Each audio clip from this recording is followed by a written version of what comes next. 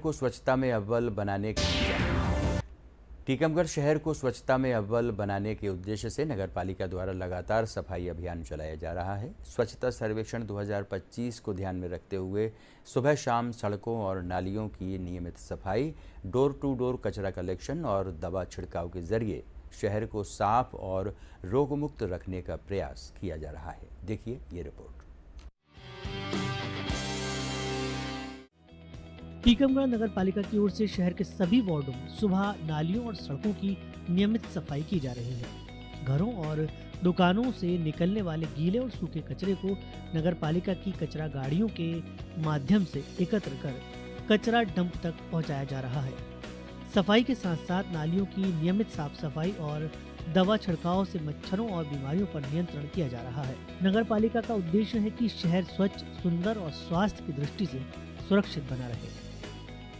हमारे यहाँ सुबह गाड़ी आती है कचड़े वाली, उसमें हम लोग कचरा डालते हैं, और झाड़ू वाली भी आती है, झाड़ू लगाते हैं, साफ सफाई रहती है, मच्छर भी काफ़ी कम है और प्रतिदिन झाड़ू लगती है। हमारे यहाँ साफ सफाई अच्छी रहती है। मेरे यहाँ रेगुलर कचरा गाड़ी आ रही है और हम लोग उसमें कचरा डाल रहे हैं। रेगुलर साफ सफाई हो रही है, झाड़ू लग रही है, नालियाँ साफ भी हो रही हैं, जिस कारण गंदगी नहीं रहती है, ना मच्छर हो रहे हैं और हम लोग स्वस्थ रहते हैं, गंदगी नहीं फैल रही है। नगर पालिका काम कर रही है साफ सफाई के ऊपर हमारे मोहल्ले में। शहर के मुख्य बाजार और व्यावसायिक क्षेत्रों में सुबह और शाम नियमित रूप से झाड़ू लगाई जा रही है।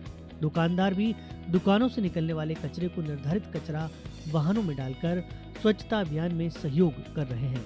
स्थानीय नागरिकों का कहना है कि नियमित सफाई से सड़कों पर फैले कचरे और नालियों में पनपने वाले मच्छरों से राहत मिल रही है, जिससे बीमारियों का खतरा भी कम हुआ है।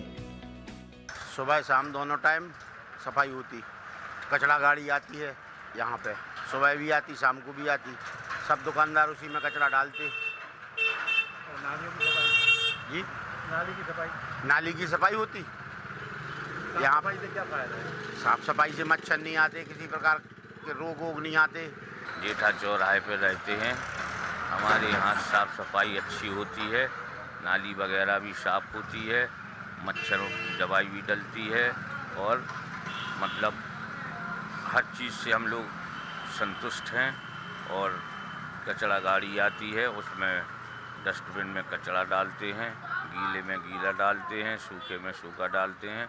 हम लोगों को कोई परेशानी नहीं है। हमारे यहाँ दोनों टाइम झाड़ू लग रहा है और हफ्ते में एक दिन सफाई होती, नाली की सफाई होती है। कचरा गाड़ी रोज आती है, जिसमें हम लोग रोज़ कचरा डालते हैं और उससे मच्छर भी खत्म हो गए हैं। नगर पालिका प्रशासन का कहना है कि स्वच्छता सर्वेक्षण 2025 के तहत टीकमगढ़ को स्वच्छता में नंबर 1 बनाने के लिए सभी स्तरों पर प्रयास किए जा रहे हैं। डोर टू डोर कचरा कलेक्शन, सुबह शाम झाड़ू, नियमित नाली सफाई और कचरा डंप पर वैज्ञानिक तरीके से प्रबंधन किया जा रहा है। जनप्रतिनिधियों और नागरिकों की सहभागिता से शहर में स्वच्छता अभियान को लगातार मजबूती मिल रही है। माननीय मोदी जी की जो इच्छा थी, जो उन्होंने 2014 से एक मिशन चलाया स्वच्छता का, उस क्रम को टीकमगढ़ के नागरिकों ने अपनाया, बच्चों ने अपनाया, महिलाओं ने अपनाया, नगर पालिका के कर्मचारियों ने लगातार काम किया है और बहुत सारे प्रयोग, बहुत सारे प्रावधान हम लोग कर रहे हैं लगातार, जिनसे स्वच्छता की गति बढ़े। चाहे वो कचरा गाड़ी बनाने की बात हो, कर्मचारी बढ़ाने की बात हो, स्वच्छता की, वो लगातार इन प्रक्रियाओं को पूरा करके शहर शानदार, स्वच्छ, बहुत अच्छा दिखेगा बहुत जल्दी। नगर पालिका टीकमगढ़ द्वारा स्वच्छता सर्वेक्षण 2025 की तैयारियों में शहर में प्रतिदिन साफ सफाई कराई जा रही है।